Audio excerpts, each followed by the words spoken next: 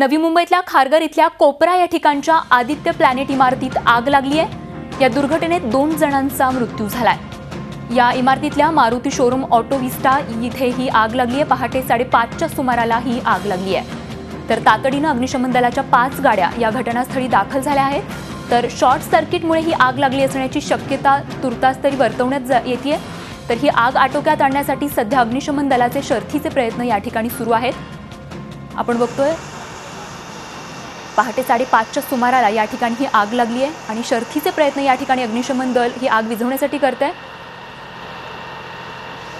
तर या दुर्घटनेमध्ये 2 जणांचा मृत्यू झालाय। खारघरमधील आदित्य प्लॅनेटला ही आग लागलेली आहे। तर घटनास्थळी 5 गाड्या या ठिकाणी अग्निशमन दलाच्या पाचारण करण्यात आलेल्या आहेत आणि अग्निशमन दल आणि या संदर्भात आमच्या प्रतिनिधी स्वाती नाईक सध्या आपल्या संपर्कात आहेत। स्वाती, नेमकी ही आग कशामुळे लागली आणि आता या ठिकाणचं वातावरण कसं आहे? ही आग आटोक्यात आली आहे का? स्वाती, ही आग सकाळी 5:30च्या सुमारास लागलेली आहे आणि शॉर्ट सर्किटमुळे ही आग लागलेली आहे।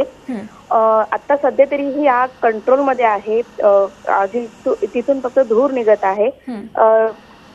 अग्निशमन दलाच्या कर्मचाऱ्यांनी सर्व जे आतलं गाड्या होत्या त्या बाहेर काढण्याचा प्रयत्न केलेला आहे। त्यामुळे फक्त या शोरूम मधल्या 3 ते 4 गाड्यांचंच नुकसान झालेलं आहे। परंतु या शोरूम मध्ये 2 कर्मचारी झोपलेले होते, त्यांना मात्र या आगीमध्ये मृत्यू झालेला आहे।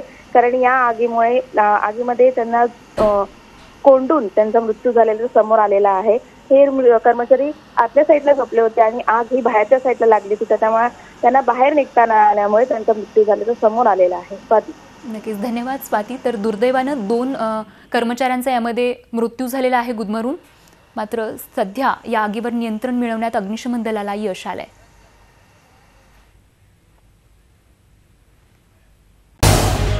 झी 24 तास रहा एक पाऊल पुढे।